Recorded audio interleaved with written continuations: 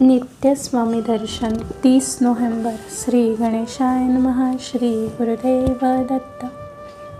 श्री स्वामी समर्थांच्या अवतार लीला ऐकताना सद्भक्त आपला प्राण ओवाळून टाकतो. आपले संपूर्ण जीवन स्वामी कार्याला अर्पण करतो.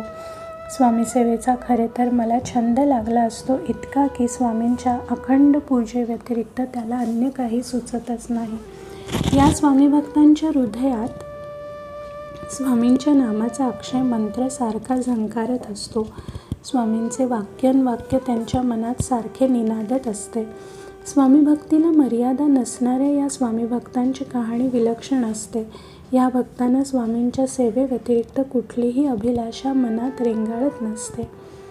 स्वामींच्या मठात नित्य जातील, पादुकांवर डोके टेकवतील, स्वामी प्रतिमेला प्रदक्षिणा घालतील. प्रदक्षिणा घालताना फक्त एकच घोष करतील की दिगंबरा दिगंबरा श्रीपाद वल्लभ दिगंबरा. त्यांच्या मुखावाटे बाहेर पडणाऱ्या या स्वामी घोषाच्या नादात तल्लीन होऊन 108 वेळेला प्रदक्षिणा घालतील. मठातील बारीक सारीक कामे करतील आणि समाधानाने घरी जातील. आईच्या कुशीत शिरताना लेकराला जसा कुठलाच संकोच वाटत नाही, त्याप्रमाणे आपले भक्तीने भारलेले मन स्वामींसमोर प्रकट करायला त्यांना कसलाही संकोच वाटत नाही.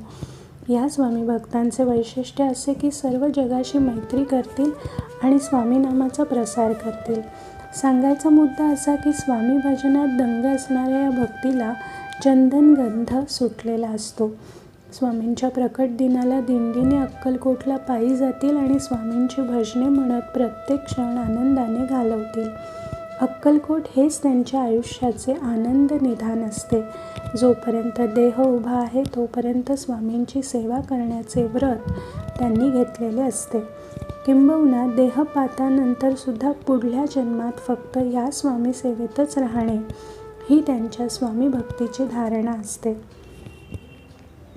त्यांची भक्ती इतकी टोकाला गेलेली असते की स्वामींचे चरण जिथे टेकवलेले असतील त्या मातीमध्ये हे माझे शरीर मिसळून टाकेन हे त्यांचे भक्तिव्रत असते.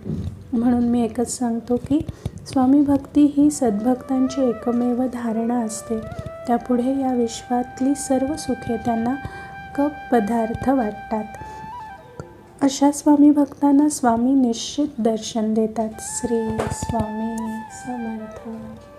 श्री गुरुदेव दत्त. श्री गुरुदेव दत्त.